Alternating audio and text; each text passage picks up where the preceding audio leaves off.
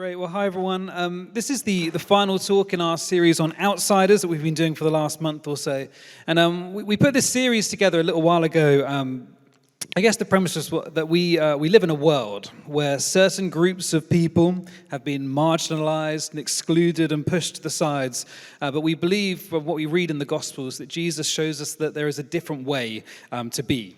And so we've looked at the way that Jesus really turns the societal norms and expectations of his time on their head by welcoming and including all sorts of people who'd been rejected and made to feel like they were outsiders in their community. And of course, we want our church to be just like this as well. We want this to be a place where nobody is sidelined or marginalized or overlooked, but this is a place where everyone can be the fullest versions of themselves. And so over the last few weeks, Peter Russell kicked off the series by looking at the LGBT community. Andy looked at the poor. I spoke about women. And then Bola spoke about sinners. And you can catch up with all of those talks. They're on our website, they're on our app, and of course on our YouTube channel as well. And tonight, we're going to be looking as our final installment with the inclusion of the Gentiles in the story of God. And I think we may well find that this is the most challenging and confrontational of the talks in the series.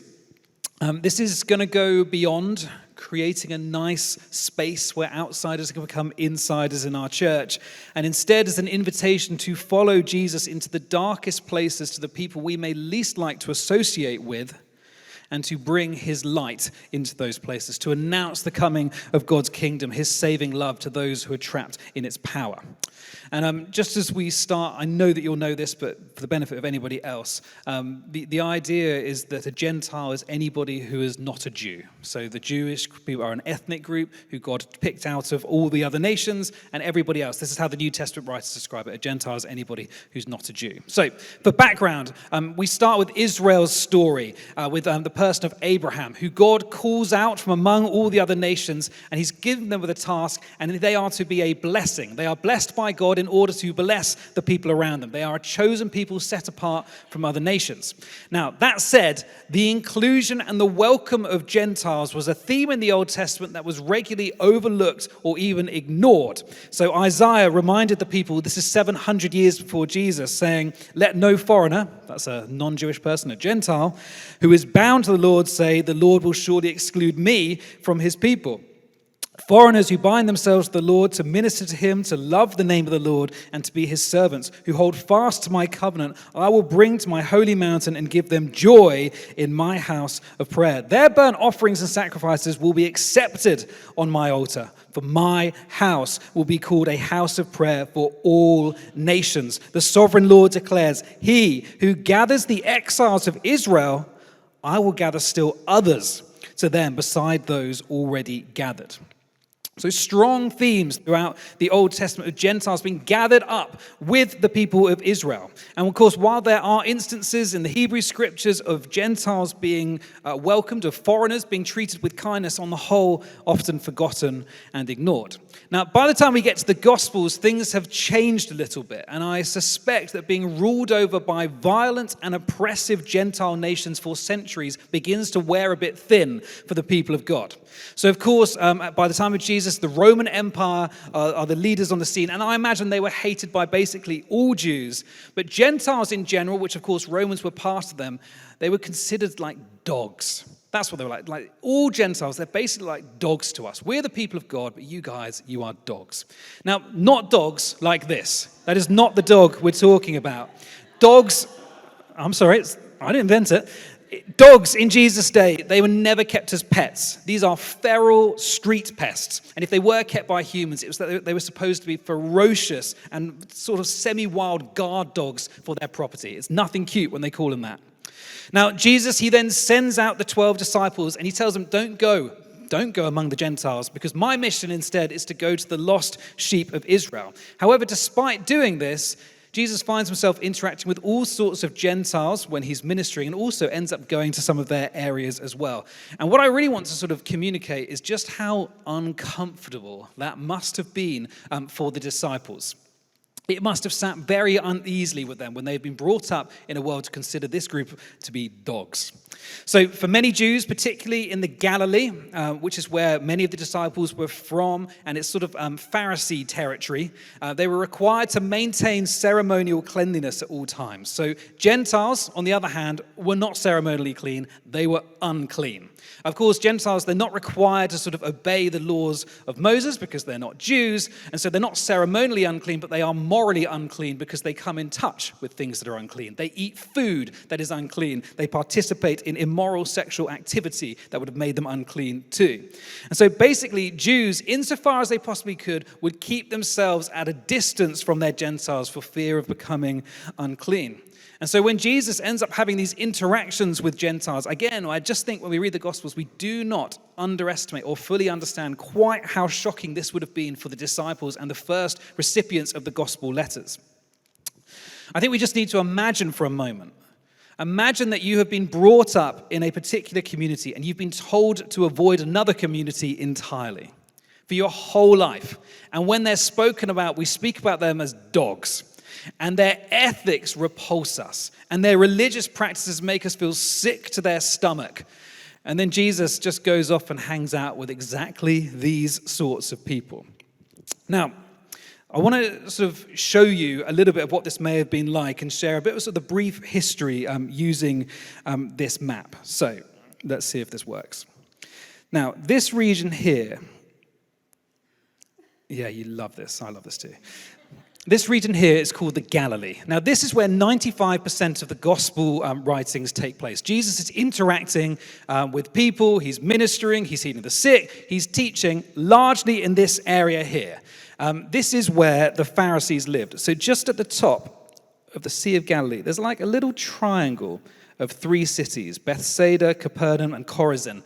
And so Jesus is often traveling between one of these cities, and he's teaching and healing people on the way. And this is like Pharisee heartland. And the Pharisees, what they're looking to do is they're looking to create a place of holiness, a place of cleanliness. So they're aware, obviously, that the Romans have invaded their land and that they are not free to be in their own place. But how their understanding of that is that the reason that the Romans are here is because of our sin. We have acted in such a way, we have disobeyed God's law, and the consequence has been that the Romans have overtaken. And so in order to get the Romans out, we're not here to sort of, fight or kick them out. We're not going to try and do anything else like that. If we become the people who God has called us to be, then God will sovereignly remove the Romans from this land, and it will be ours once again. And so they're sort of creating a pocket of holiness, of cleanliness. These guys were doing purity culture before the evangelicals made it cool, okay? Now, you might be asking, but why are you up here? Because what we know, if I've read the Bible, is that Jerusalem is quite a big deal. Now, this area of land here is called Judea. And as you can see, you've got Jerusalem there. Now, the problem with that, and the reason that the Pharisees have moved up to the north, is because they consider the people in this area to have sold out.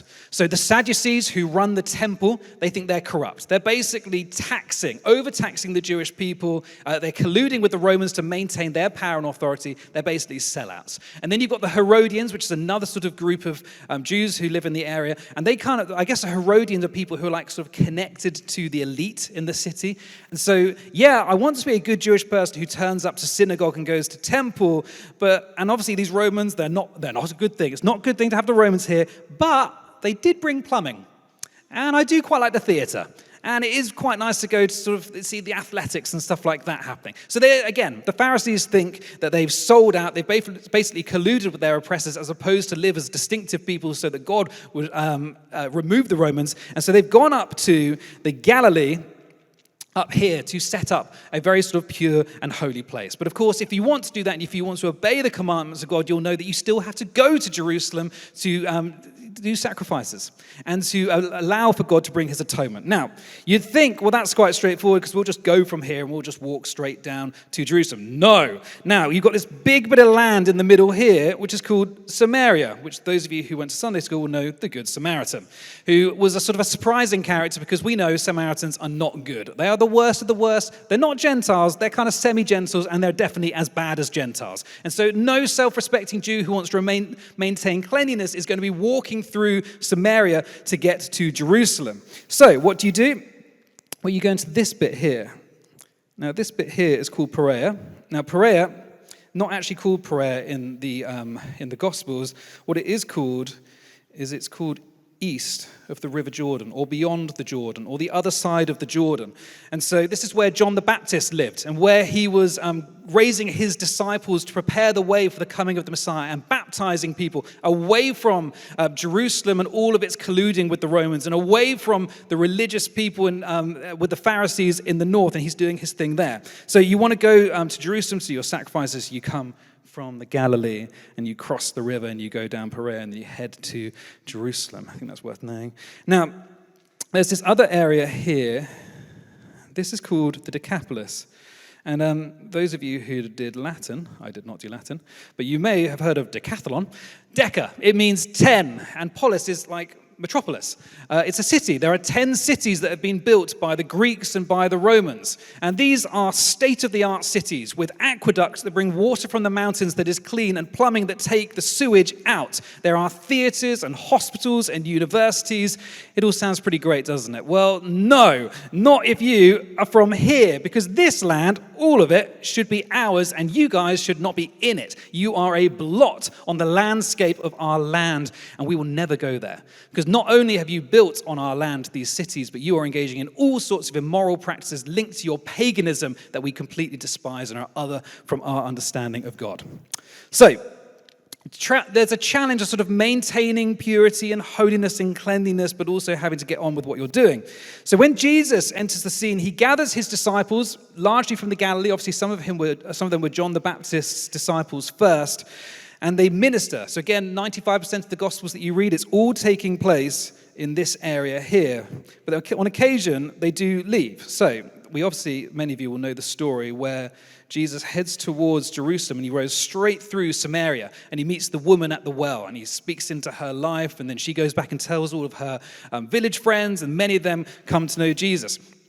We read that story, and we do not realize quite how shocking this would have been for the disciples. They would have been horrified. We don't go through Samaria, we go round Samaria. Then, there's another story where Jesus tells the disciples to get into the boat and to cross to the other side of the lake. And the disciples argue with him, which is kind of unusual because you don't normally argue with your rabbi. And then they get into the boat, and Jesus immediately falls asleep, and a storm swells up, and they start thinking they're about to die. And you can imagine the disciples going, "Oh no, we're about to die." But also, this is not surprising because we are not meant to go here. Of course, we're in a storm right now. But then Jesus, he wakes up, he says, "Peace, be still." The storm is calmed, and they do indeed get to the other side. And Jesus actually goes and he ministers in some of the cities in the Decapolis, and he heals many people. Miraculous signs happening all over the place. And some of his followers are gathered from the Decapolis and join him. So Jesus does all sorts of things which are a little bit surprising. And it's a challenge. And I think we don't quite recognize when we read the Gospels how shocking or distasteful this whole experience would have been for the disciples who had to follow him. So once again, just imagine you've been brought up your whole life to think of this other group as just dogs. Their religious practice, their ethics, they're absolutely detestable to you. Coming in contact with them would make you unclean. You'd be separated from your community until you'd gone through the ceremonial cleansing process. It would have been a shock. It would have been an absolute horror for the disciples, but we don't pick up on it in the Gospels. Now, I like the way that the gospel writers try and articulate this, I think, to their listeners. So this is not the reading that I want to focus on, but I love the story of Jesus encountering the centurion in Matthew chapter 8. And so you've got this sort of dynamic where you think Jesus is speaking to a centurion, but there must have been lots of Jews in the Galilee who are listening to this encounter. But then you've got Matthew who's writing this for the benefit of his Jewish audience later as well. So obviously they arrive in Capernaum, and the Roman centurion approaches Jesus, and he would have just represented the very worst of the occupying Roman military force. He would have represented everything that Jews would have hated about Rome. And so Matthew, writing to his Jewish audience, is kind of subverting some of their expectations. Because for starters, this Roman centurion has come all the way to Jesus to ask for a favor. That just didn't happen. That would have been a total shock. So already the story for the first listeners is like, wow, can you believe this just happened? And then Jesus responds, and he says, Shall I come and heal your servant who has been who is sick? And obviously all of Matthew's listeners and his readers will be thinking, No, we don't go to Gentiles' houses. Of course we don't go there. It will make you ceremonially unclean. And then the centurion offers a surprising response. He says, no. I am not worthy to have you in my home. And what a mind flip that is for the Jewish listeners. They're going, yes, yeah, he's right. I agree with the Roman. That is the way it ought to be. Good, well said, that man. And then the narrative takes another surprising turn where the centurion told Jesus that there is no need for him to come to his home. Only say the word and my servant will be healed. And Jesus says, truly, I tell you, I've never met anyone in Israel with such faith as this. So to the original audience, to Matthew's readers, this Gentile had more faith than any Jew Jesus had met up until this point. Imagine how that would have sit with them. Imagine how uncomfortable or upsetting or difficult it would have been to hear that. And I'm sure that's exactly why Matthew has kept it in his gospel for that reason. Now, the reading that I want to look at today and I want to speak about is an event that would have really pushed the disciples to their very limits in terms of the comfort that they could really endure. This is Jesus taking the disciples way outside of their comfort zone into the darkest, most pagan, most Gentile space they could possibly imagine. So, again, just so you can see on the map, here's the Galilee. And the place that Jesus takes the disciples to is about 25 miles north. And it's here, and it's called Caesarea Philippi. So it's about 25 miles further north. And even though it's only 25 miles north and sort of relatively close to the Galilee, where this sort of very pure religious Jewish community is living, the religious practices would have been so vastly different to those nearby Jewish towns. Now, this area, as you can see on the screen, the sort of the northeastern area of Israel, it became a center for Baal worship in the Old Testament. Baal, if you were here last year and heard the Elijah series, it's the one who Elijah comes up against. And then Baal was a sort of a god of fertility. So Israel's then occupied several times after that. The Greeks eventually invade Israel and they took center. And this became a religious center for the worship of the god Pan. And for those of you who know your Greek mythology, Pan is like a half goat, half human god of fertility. So it's like new occupiers, same sort of vibe, different god. And so then they name this area Panias, after Pan. And then years later after that, then the Romans occupy the territory. And then Herod Philip, he takes over. He has authority of the region. He rebuilds the city and he names it after himself. So it becomes Caesarea Philippi. Philip after himself and Caesarea after the Emperor Caesar. That's called brown-nosing. It's called brown-nosing. Now, Caesarea Philippi continued with its focus on the worship of Greek gods, just like Pan. So, in the that stood above the city, the local people built several shrines and temples to Pan. And this is an artist's depiction of what that may have looked like. And just where that white arrow is, you can see a sort of small hole in the rock. And this is called the Court of Pan, or the Grotto of Pan.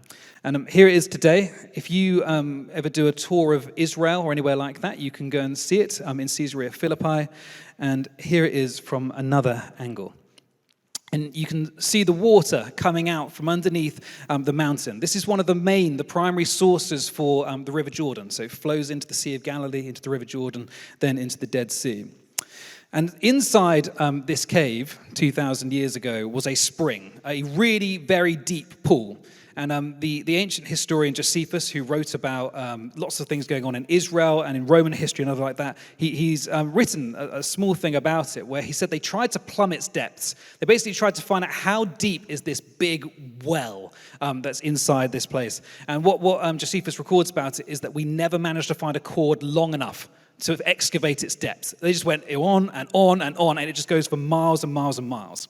And so in this cave, there is this seemingly endless abyss of dark water inside a cave.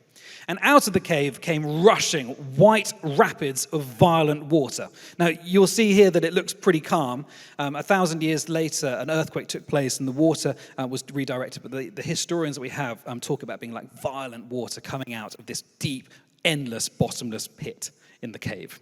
So, The pagans of Jesus' day, they commonly believed that the fertility gods went down into the underworld in winter and then returned in the spring. And they saw water as a symbol of the underworld, and they thought their gods traveled to and from through caves just like this one. And so to the pagan mind, the cave at Caesarea Philippi was something of a gate to the underworld. It was the literal gate of Hades. And this is where they worshipped the god Pan. They celebrated Pan, and they had an annual festival to Pan right here called Pandemonium. It is literally where we get the word from. It is a compound word. Pan, from the half-Greek, half-goat god of fertility. Demon, don't need to explain that. And Eum, which means day. Pan Demon Day, a wild, noisy, disorderly festival. And they estimate that around 1 million people would travel to Caesarea Philippi for this festival, to celebrate the Pan cult, the sex fertility cult.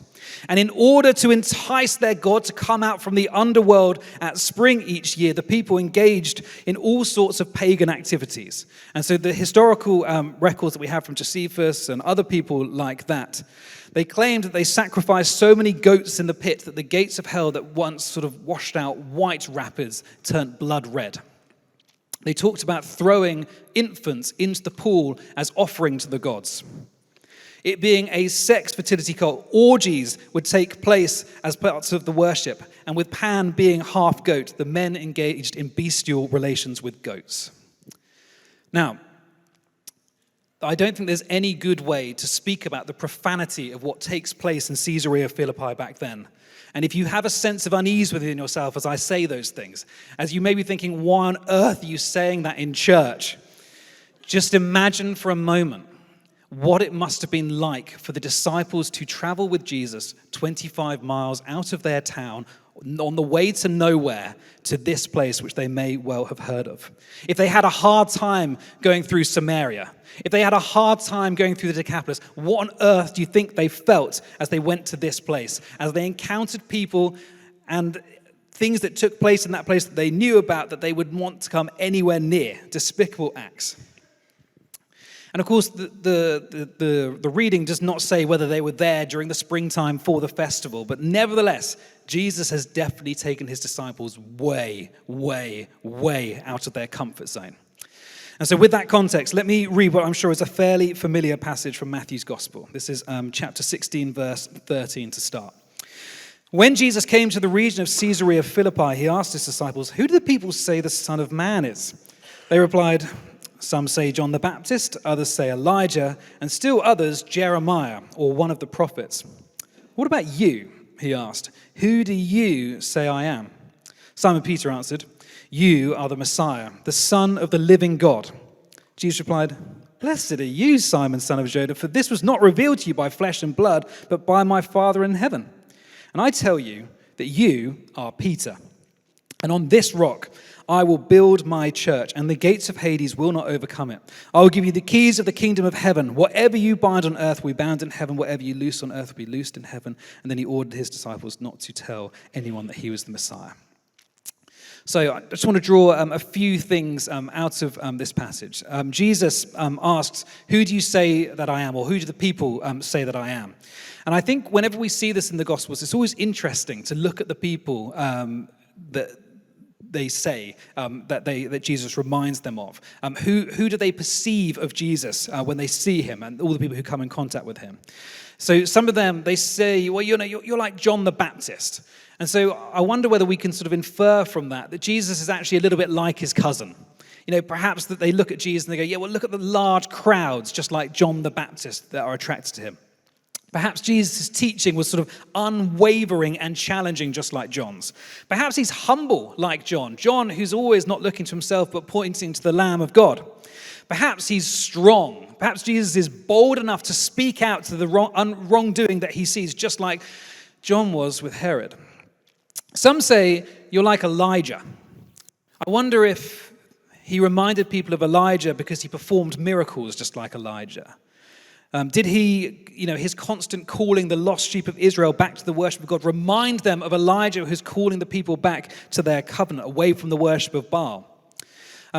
Elijah, is known as a fiery prophet. That's how he's understood. He's the fiery prophet. And that's obviously because he called down fire from heaven in a contest against the prophets of Baal, but also because he ascended into heaven on a fiery chariot. But he's also a fiery prophet because of his character. His personality, the way he interacted with people means that people understand him and see him as a fiery prophet. He had confidence. He had real audacity to speak on God's behalf and challenge other people. So perhaps Jesus was just like that as well. And so maybe we need to give sort of white Jesus with a lamb on his shoulders a little bit of a rest, because this is not the image that the people bring forward when Jesus asks, what do the people say about me? It's something different. Still others say Jeremiah. Now, Jeremiah, he is often regarded or described as the weeping prophet because the nature of his message was so gloomy. And really, he expressed a lot of grief for his people through his prophetic writing. Now, Jeremiah, he was prophesying during a time when the people of God were being exiled out of their homes into Babylon. This is an extremely sorrowful, sad, and painful time in their history. And a time where a lot of anger and resentment will be directed towards their oppressors who were really taking them out of their land. And yet Jeremiah's message, as gloomy as it is, it's often regarded as a little bit sort of pro-Babylon. It's kind of like, yeah, everything's being destroyed, but maybe we just surrender. Maybe we don't run from our story. This is our bed, and now we just need to get in it. And I wonder if maybe Jesus' message of forgiveness and love of enemies is perceived as being so pro-Roman that the people go, oh, he's just like Jeremiah. Verse 15, but what about you, he asked. Who do you say that I am? Simon Peter answered, you're the Messiah, the Son of the living God. Jesus replied, blessed are you, Simon, son of Jonah, for this was not revealed to you by flesh and blood, but by my Father in heaven. This is a massive, massive moment for Peter. Jesus is praising him in front of all of his disciples. And he's just received this divine revelation of Jesus' identity, shared it with Jesus, and got the answer right. You know when you're praying for people on a Sunday and you get a prophetic word and it's spot on, and you're like, this is Jesus. This is a big moment for Peter. He must have been absolutely flying. And then Jesus says, well, I'm going to tell you, I'm going to call you Peter. And Peter means rock, as many of you will know. You are Peter, the rock. And on this rock, I will build my church, and the gates of Hades will not overcome it.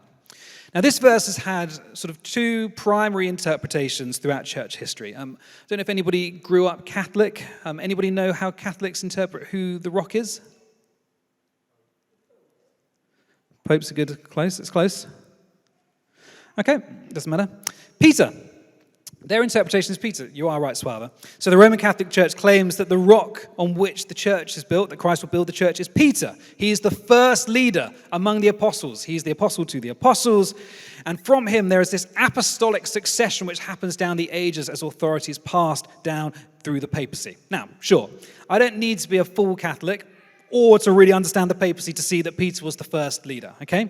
Now, Reformed or Protestant Christians have a different interpretation. Does anybody know what Protestant Christians believe Jesus is saying that he will build the rock on? It's the Sunday school answer. It's Jesus, that's right. So, Protestants, on the other hand, claim that the rock is Christ, based on Peter's confession of faith. And this is because Peter, when he writes his letter a little bit later on, he says, well, obviously I'm not the rock. He says, and quoting from Scripture, behold, I'm laying in Zion a stone, a cornerstone chosen and precious, and whoever believes in him will not be put to shame. Now, some people also argue that Peter, or Petros in the Greek, means pebble, whereas rock, which comes later, means cliff face. And so Jesus is not building his church on a pebble. He's building it on something much stronger than that, which is, I suppose, a fair argument from the language. Petros to Petra. Let me offer a third interpretation of the rock that Jesus will build his church on based on the context. Jesus, he has walked all this way, 25 miles, all the way to Caesarea Philippi, and he has gone there on purpose. He's not going there on the way to anything else. And he's entered right into the middle of pagan Gentile heartland, the center of worship that would be an utter abomination to the Jews. And after Peter's confession of faith in Jesus as the Messiah, the Son of the living God, he changed his name to Peter. I tell you that you are Petros, and on this Petra I will build my church. On this bedrock, on this cliff face, On this rock, this Petra, I will build my church, and the gates of Hades will not overcome it. So yeah, sure. Peter's the rock, that's fine. Yeah, his affirmation of faith in Christ, yeah, that's also fine too. But also, the rock that Jesus is speaking about, or could be speaking about, is the very gates of hell themselves, the center of pandemonium. Jesus is saying, I'm not going to be building my church in the comfortable and safe little corner of Galilee. I'm going to build my church right here in the chaos and the mess, this paganism, this Gentile heartland, and nothing will prevail against what my kingdom wants to do. First basic observation about this claim, this understanding of this reading. Jesus' movement into the world is offensive rather than defensive. For those of us who have grown up in the faith, I wonder if you have sort of come to understand or think that things need to be a little bit safe. We've got to play things a little bit safe. Don't go to dangerous places. Make sure your worship's nice and controlled and orderly. Make sure you do your quiet time. Jesus takes his disciples out of their comfort and he is charging headlong into the chaos where his peace is most needed. He employs his shalom, his peace, at the point of crisis. He goes right headlong into the epicenter of the darkness, and that is where he's looking to bring his light. And more than that, he's trusting in Peter. He's trusting in his disciples. He's trusting in his followers to follow suit and to go the same way. He's entrusted them with the keys, with the authority, with the promise of his kingdom, his light, and that it is powerful, more powerful than the darkness that seems right in front of you, that seems so great. And this, as we see through the rest of the letters in the New Testament, is exactly what the disciples went and did.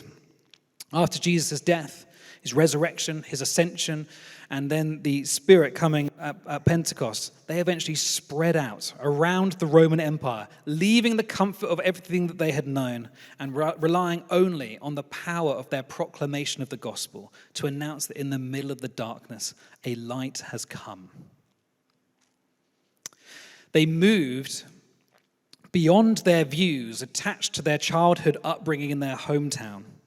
And Jesus helped them move to a place where they could break bread with people who were totally other from themselves, people who they had rejected on principle since the day they were born. And if you've read Acts, you'll know it's one step forward and two steps back, but they did do it. Jesus and his kingdom of peace will overcome all the darkness and evil of the world, and this is where Jesus is setting up his church. And I think ultimately, with this series that we've been going through as we've been looking at the outsiders, for me, what seems to come up again and again is that we were all outsiders once. We are the people walking in great darkness, to whom a light has come. We are the ones who are dogs. We are the ones who have been lost in senseless sin. And yet, it is Jesus who has made a way. He's made a way to bring us all back in, to be set free from the darkness and the powers that keep us from being the people who God has created and called us to be. And more than that, he's now empowered us and equipped us with authority to go out into the darkness and to bring others home. If you have heard the message of the gospel, if you've heard Jesus' teaching, his message of grace and life, it's because somebody has gone out and they have shared it with you.